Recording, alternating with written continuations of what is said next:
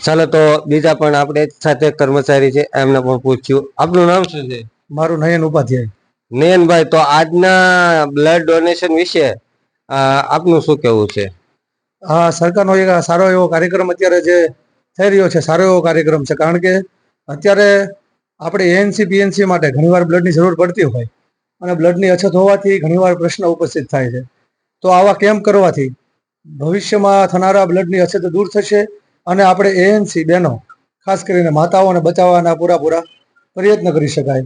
એટલા માટે આવા કેમ્પ સમયાંતરે થાય અને વધુમાં વધુ લોકો રક્તદાન કરે એવું આહ્વાન પણ અમે કરીએ છીએ. અમે પણ કરીએ છીએ કર્મચારી તરીકે રક્તદાન, અને લોકો પણ રક્તદાન કરે એવી અમે લોકોને અપીલ પણ કરીએ છીએ. જ્યાં જ્યાં આવા કેમ્પ હોય, સરકારી હોય, ટ્રસ્ટના હોય, ત્યાં દરેક લોકો ખરેખર જો રક્તદાન કરે તો ભવિષ્યમાં એક્સિડન્ટલી એએનસી કે કોઈ પણ ઘટનાથી રક્તથી કોઈ માણસની જાન ન જાય.